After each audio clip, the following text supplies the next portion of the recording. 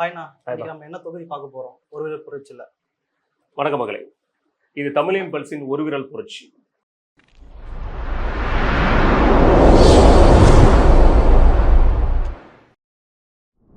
இன்றைக்கு திருவண்ணாமலை மாவட்டத்தில் உள்ள 8 தொகுதியில திருவண்ணாமலை தொகுதியை பத்தி நம்ம இன்னைக்கு பார்க்க இருக்கிறோம். இந்த திருவண்ணாமலை தொகுதி கடந்த தேர்தல்களில் பயணிச்சு பார்த்துருந்தீங்கன்னா கிட்டத்தட்ட வந்து 2 முறை மட்டும்தான் அஇஅதிமுக காங்கிரஸோட கூட்டணி வைத்து காங்கிரஸ் ஜெயிச்சிருக்காங்க. அதில் ஒரு முறை 1991 ராஜீவ்காந்தி மறைவுக்கு பிறகு அஇஅதிமுக காங்கிரஸுடன் சேர்ந்து காங்கிரஸ் ஜெயிச்சிருக்காங்க. அதன் பிறகு அதன் முன்பு 1984 காங்கிரஸ் ஜெயிச்சிருக்காங்க. மற்றபடி ஃபுல்லாகவே இது திமுகவோட கோட்டையாக பார்க்கப்படுகிறது. எனக்கு ஒரு கேள்வினா 2016 and 21 எலெக்ஷன் பற்றி நம்ம டிஃபரன்ஸ் பண்ணி பார்க்க போகிறோம். அது எதனால நம்ம பார்க்க போகிறோம்? முக்கியமா இது 2016 2021 தேர்தலை மட்டும்தான் எடுத்து நம்ம இந்த தேர்தல் அலசல் கருத்து கணிப்பு வீடியோ பின்னாடி கீழே வருது. அதுக்கு அடுத்த வீடியோ தான் மக்கள்கிட்ட சேர்ந்து நாங்களே கேட்டு வாங்கியிருக்கோம் அந்த கருத்துக்களை. இந்த 2016 2021 தேர்தலை பற்றி நம்ம ஏன் அலசி பார்க்குறோம் அப்படின்னா 2016 அஇஅதிமுக 234 தொகுதியிலும் சிறு சிறு கூட்டணியில் வைத்து அவருடைய இரட்டை சின்னத்தில் பயணிச்சிருந்தாங்க. திமுக காங்கிரஸோடு மட்டும் கூட்டணி வைத்திருந்தார்கள். மக்கள் நல கூட்டணி அப்படிங்கிற ஒரு கூட்டணி 2016 சட்டமன்ற தேர்தலில் இருந்தது. இப்போது வாக்களிக்க இருக்கக்கூடிய தாவேகாவோட வாக்காளர்களுக்கு இந்த 2016ஓட முக்கியம் என்னங்கிறது தெரியாது. ஏன்னா இந்த மக்கள் நல கூட்டணி பல இடங்கள்ல திமுக ஆட்சிக்கு வராமல் இருக்கிறதுக்கு தடையா இருந்தது. அதன் பிறகு மாற்றம் முன்னேற்றம் அன்புமணின்னு சொல்லி பாமக தனித்து போட்டிட்டாங்க இந்த 2016 சட்டமன்ற தேர்தலில். இந்த 2016 சட்டமன்ற தேர்தலில் ஜெயிச்சு வந்து ஆட்சி அமைச்சது அஇஅதிமுக, எல்லாருக்கும் தெரியும். சரி, 2021 சட்டமன்ற தேர்தல் அதை ஏன் நம்ம பார்க்க இருக்கிறோம் அப்படின்னா 2021 சட்டமன்ற தேர்தல் அஇஅதிமுக பிஜேபி பாமக தேமுதிகவுடன் கூட்டணி அமைத்து அரசியலில் பார்த்துட்டு இருந்தாங்க, தேர்தலை சந்திச்சிருந்தாங்க. அஇஅதிமுக 10 வருட காலம் வந்து ஆட்சியில் இருந்தது. அந்த 10 வருட காலத்திற்கு அப்புறம் ஜெயலலிதாங்கிற ஒரு மிகப்பெரிய ஒரு ஆளுமை இல்லாத நேரத்தில் அந்த தேர்தலை சந்திச்சிருந்தாங்க. திமுக சார்பா மக்கள் நல கூட்டணியில் இருந்த எல்லா கட்சிகளும் அங்கே இருந்திருந்தாங்க. தேமுதிக எக்ஸப்ட் தேமுதிக மட்டும் இல்லை. திமுகலையும் கலைஞர் அவர்கள் மறைந்திருந்தாங்க. இன்றைய முதல்வர் அவர் தலைமையில் ஒரு முதல் சட்டமன்ற தேர்தல் அதுதான். நாம் தமிழர் ஒரு குறிப்பிட்ட வாக்கு சதவீதத்தோட 2021 சட்டமன்ற தேர்தலை அணுகியிருந்தாங்க. ஸோ இந்த 2 தேர்தலையுமே நம்ம எடுத்து பார்க்கும்பொழுது நமக்கு ஒரு நல்ல ஒரு இது கிடைக்க வாய்ப்புகள் கிடைக்கும். ஏன்னா நல்ல ஒரு கணிக்க முடிக்க வாய்ப்புகள் இருக்குது. இப்போ இந்த 2016 சட்டமன்ற தேர்தலில் திமுக எடுத்த வாக்கு சதவீதம் 57.4%. அஇஅதிமுக சரௌண்டில் 32.4% வாக்கு எடுத்திருந்தாங்க. பாமக 3% எடுத்திருந்தாங்க, 3% வாக்குகள் எடுத்திருந்தாங்க. மக்கள் நல கூட்டணி சார்பாக தேமுதிக கட்சி நிறுத்தப்பட்டது, அவங்க 1% வாக்குகள் எடுத்திருந்தாங்க. பிஜேபி 1% வாக்கு எடுத்திருந்தாங்க. இதுதான் இந்த 2016 சட்டமன்ற தேர்தலில் நடந்தது. இப்போ 2016 சட்டமன்ற தேர்தலை வச்சு நீங்கள் பாருங்க, ஒரு ஐடியா கிடைக்கும். திமுக பயங்கர ஸ்ட்ராங்காக 57% இருக்காங்க. இங்கே 2011 ஏவாவேலு, இன்றைய அமைச்சராக இருக்கக்கூடிய ஏவாவேலு அவர்கள் போட்டிட்டு இருக்கிறாங்க. 2011 அவர் தான் ஜெயிச்சார், 2016 அவர் தான் ஜெயிச்சார், 2021 ஜெயிச்சிருக்காரு. அவருடைய அந்த கண்டினியூஸ் வெற்றியை பாருங்க, 57% 2வது தேர்தலையும் வச்சிருந்திருக்கிறார். 2021 சட்டமன்ற தேர்தல் அதை விட ரொம்ப சுவாரஸ்யங்க. ஏன்னா 2021 சட்டமன்ற தேர்தலில் ஏவாவேலு அவர்கள் வாங்கின ஓட்டு சதவீதம் பார்த்தீங்கன்னா 67% ஓட்டு சதவீதம் வாங்கியிருந்தார். அதை எதிர்த்து அஇஅதிமுக கூட்டணி சார்பாக பிஜேபியோட சேர்ந்த தணிகைவேல் அவர்கள் போட்டிட்டு இருந்தாங்க. அவர் வெறும் 20% வாக்குகள் தான் வாங்க முடிஞ்சது. நாம் தமிழர் கட்சி சார்பாக 6.8% வாக்குகள் வாங்கியிருந்தாங்க.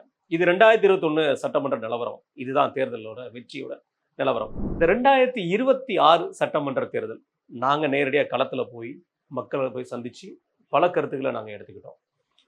அதில் நிறைய குறைகள் இருக்கிறது. அது 2026 சட்டமன்ற தேர்தலில் திருவண்ணாமலை மக்கள் அவங்க எதிர்பார்க்கறது ஒரு பெரிய மாற்றத்தை எதிர்பார்க்குறாங்க.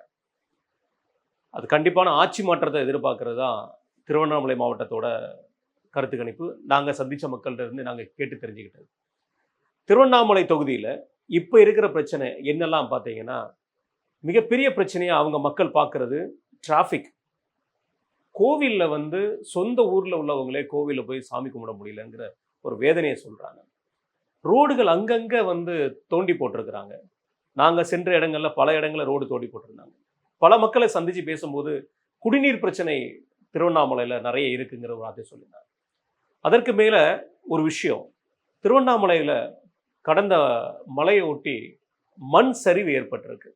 அதுல ஒரு சார்ந்த இடம் 6000 குடும்பங்கள் வசிக்கிற இடம், அவங்களோட நிலை இப்ப என்னங்கிறதுனே தெரியல. அவங்களுக்கு வேற ஒரு இடத்துல இடம் கொடுக்கறதா சொல்றாங்க.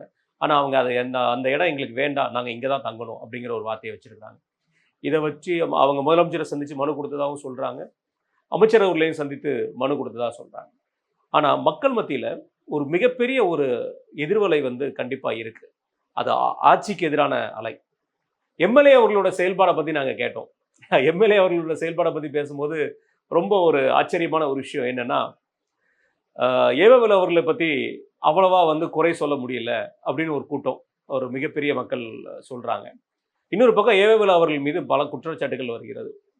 அவர் தொகுதி பக்கம் வரல அப்படிங்கிற மாதிரி பல குற்றச்சாட்டுகள் வருது. நீங்களே இந்த கருத்து கணிப்பில் நீங்க மக்களோட கருத்துக்களை நீங்களே பார்ப்பீங்க.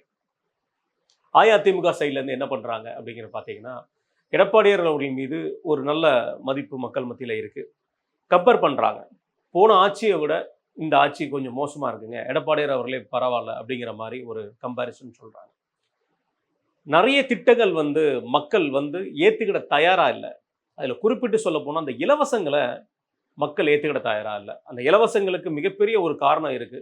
அது தமிழ்நாட்டுக்கு வளர்ச்சி, அடிப்படை மக்களுடைய வளர்ச்சிக்கு நிறைய காரணமா இருந்திருக்கு. ஆனா திருவண்ணாமலையில சிலர் வீடியோல சொன்னதும், சிலர் அவுட் ஆஃப் தி வீடியோ சொல்றதும், இலவசங்களே வேண்டாங்க, இலவசங்களால தான் நாங்க ரொம்ப தடுமாறுறோம் தமிழ்நாடு அப்படிங்கிற மாதிரி கருத்தை சொல்லியிருந்தாங்க. மேக்சிமம் யங்ஸ்டர் சைட்ல தாவேகாவுக்கு மிகப்பெரிய வரவேற்பு இருக்கு. ஆனா தாவேகால இருக்கிற மிகப்பெரிய பிரச்சனை என்னன்னா, அங்க சரியான கட்டமைப்பு இல்லை.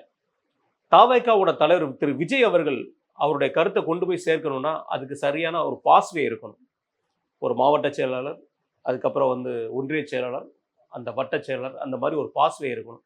அப்போதான் மக்கள்கிட்ட போய் சென்றடையும். இந்த மீடியா, சோசியல் மீடியா இருக்கிற ஒரே காரணத்துக்காக தான் தாவேகாவோட தலைவர் விஜய் அவர்கள் போய் சொல்றது மக்கள்கிட்ட போய் சென்றடையும். ஆனா அதுக்கே இவ்வளவு பெரிய ஒரு வரவேற்பை நம்ம பார்க்க முடியுது. நாம் தமிழர் கட்சி சீமான் அவர்களை பற்றி பொதுவா மக்கள்கிட்ட இருக்கிற ஒரு கருத்து, அவர் பண்ணிட்டு இருக்காருங்க, ஆனா அவர் இன்னும் வரணும், இன்னும் நல்லா பண்ணணும் அப்படிங்கிற ஒரு வார்த்தை இருக்கு. இது எல்லாமே கேமரால பதிவாகி இருக்கிற விஷயங்கள் நாங்க எல்லாமே எடுத்திருக்கிறோம். ஆனா அவுட் ஆஃப் தி கேமரால மக்கள் பலரும் கொந்தளிக்கிறாங்க இந்த ஆட்சியை பத்தின ஒரு கருத்துக்கள். பொதுவா அந்த ஆட்சியில் இருக்கக்கூடிய பிரச்சனைகள் மக்கள்கிட்ட கேட்டு தெரிஞ்சுக்கிட்டது நாங்க பார்த்த வரைக்கும், மக்களிடம் இருந்து ஒரு கோபம், இந்த ஆட்சி மீது இருக்கிற கோபம் சட்டம் ஒழுங்குல ஒரு பெரிய கோபம் மக்கள்கிட்ட இருக்கு. மகளிர் மத்தியில நிறைய பேர் பேச தயங்கின விஷயம், எங்களுக்கு உரிமை தொகைங்கிறது எங்களுக்கு சரியா வரல அப்படிங்கிற ஒரு விஷயத்த சொல்லியிருக்கிறாங்க. இப்படி பல விஷயங்கள் மக்கள் மத்தியில ஒரு கோபமா அலையா ஆளுங்கட்சி மீது இருக்கிறது. இதுதான் ஆளுங்கட்சி மீது இருக்கிற அந்த கோபம். சரிங்க, இப்போ இந்த கருத்து கணிப்புல நாங்க போய் பார்த்த மக்கள்கிட்ட நாங்க கேட்ட கேள்விகள்லாம், சட்டமன்றத்தில் உங்க சட்டமன்ற உறுப்பினரோட செயல்பாடு எப்படி இருக்கு, அவங்க உங்களை எப்படி ரீச் பண்ண முடியுதா, நிறைவேற்றப்பட்ட திட்டங்கள் எல்லாம் என்னென்ன இருக்குதுங்க, எல்லா டீட்டெயிலும் கேட்டிருந்தோம். எதிர்கட்சி செயல்பாடு எல்லாம் கேட்டிருந்தோம். இதற்கு உண்டான பதில்களை, அந்த மக்கள் சொன்ன பதில்களை இதுக்கு அடுத்து வர்ற வீடியோவில் நீங்கள் பார்ப்பீங்க. அது இன்றைக்கே அதுவும் உங்களுக்கு காமிக்க இருக்கிறோம். ஒரு விஷயம் கிளியராக தெரியுதுங்க, எம்எல்ஏ மீது இருக்கிற அதிருப்தி, நாங்கள் சந்தித்த மக்கள் வரைக்கும் எம்எல்ஏ மேலே இருக்கிற அதிருப்தியை விட ஆட்சி மீது, ஆட்சியாளர்கள் மீது மிகப்பெரிய ஒரு அதிருப்தி இருக்கிறது பட்ட வெளிச்சமாக தெரியுது. ஒரு மாணவன் ஒருத்தர் சொல்லியிருப்பார், ஆர்ட்ஸ் காலேஜில் உள்ள ஒரு மாணவர் ஒருத்தர் சொல்லியிருப்பார், நீங்கள் கவனிச்சு பாருங்க, எங்கள் காலேஜுக்கு தேவையான அடிப்படை வசதி கூட இந்த அரசாங்கம் எங்களுக்கு செய்து கொடுக்கல அப்படிங்கிற ஒரு குற்றச்சாட்டை வச்சிருப்பார். ஒரு சாமானியன், அவர் வேலைக்கு போய் ஒரு தினசரி கூலிக்காக இருக்கிற ஒரு சாமானியன், திருவண்ணாமலையில் எல்லா தொகுதியிலையும் பாருங்க, எல்லா இடத்துலையும் பாருங்க, நான் நிறைய குற்றச்சாட்டுகளை வைக்கிறேன், பஸ் ஸ்டாண்டில் கூட எப்படி இருக்கு பாருங்கன்னு சொல்லி நாங்கள் ஒரே ஒரு பஸ் ஸ்டாண்டை நாங்கள் எடுத்து காமிச்சிருக்கிறோம், அதை ஷூட் பண்ணியிருக்கிறோம். அது மட்டும் இல்லாமல் பல இடங்களில் இருக்கக்கூடிய மக்கள்கிட்ட இருந்து வர்றது, இங்கே கஞ்சா புழக்கம் அதிகமாகிடுச்சுங்க, போதை புழக்கம் அதிகமாகிடுச்சு, திருவண்ணாமலைங்கிறது ஒரு ஆன்மீக ஸ்தலம், அதை எல்லாமே மறக்கடிச்சிட்டாங்க அப்படிங்கிற குற்றச்சாட்டுகள் இருக்கு. கண்டிப்பாக இது ஆளுங்கட்சிக்கு ஒரு சிம்ம சொப்பனமாக இருக்க போகிறது இந்த 2026 சட்டமன்ற தேர்தலில் திருவண்ணாமலை. அதற்கு 2 காரணம். ஒன்று, ஆட்சியாளர்கள் மீது மக்களுக்கு இருக்கிற அதிருப்தி. மற்றொன்று, அஃப்கோர்ஸ், தாவேகா. விஜய் அவர்களுடைய வருகை இந்த திருவண்ணாமலையில் மிகப்பெரிய லெவலில் ஒரு ஓட்டையை போட தயாராக இருக்குது. அது யாருக்கு சாதகமாக இருக்கும் பார்த்தீங்கன்னா, கண்டிப்பான முறையில் வந்து அஇஅதிமுகவுக்கு சாதகமாக இருக்க வாய்ப்பு இருக்குது. இப்போது வரை அஇஅதிமுகவும் விஜயும் வெவ்வேறு பயணத்தில் பயணிச்சாங்கன்னா, ஒருவேளை கூட்டணி அமைச்சாங்கன்னா திமுக அந்த இடத்துல போட்டியிட வேண்டிய அவசியமே இல்லை, கண்டிப்பாக ஜெயிச்சிருவாங்க. ஆனால் இந்த சட்டமன்ற தேர்தல் 2026 சட்டமன்ற தேர்தல் இறுதியிட்டு சொல்ல முடியும், இது ஈஸியாக திமுகவோட ஜெயிக்கிற தொகுதியாக இருக்க வாய்ப்பு இல்லை. கண்டிப்பாக அவங்க முயற்சி பண்ணுவாங்க. ஏவாவலுங்கிறவர் மிகப்பெரிய ஒரு ஆளுமை. திருவண்ணாமலை மாவட்டத்தில் 2016லையும் சரி 2021லையும் சரி மிகப்பெரிய வெற்றிகளை எடுத்து கொடுத்துருக்கிறாரு. 2 நாடாளுமன்ற தேர்தலையுமே அவர் வெற்றி கண்டுள்ளார். அதனால் இது சாதாரண விஷயம் இல்லை. ஏவாவேலு அவர்களுக்கும் இது தெரியும். மிகப்பெரிய லெவலில் அவரும் சாதிச்சு காமிக்கிறதுக்கு முயற்சி செய்வார். ஆனால் தாவேகா மிகப்பெரிய ஓட்டையை போட தயாராக இருக்கிறது. அது மூலமாக கோட்டைக்கு செல்லக்கூடிய எம்எல்ஏ யாருன்னு திருவண்ணாமலை மக்கள் முடிவு செய்திருக்காங்க. பாருங்கள்.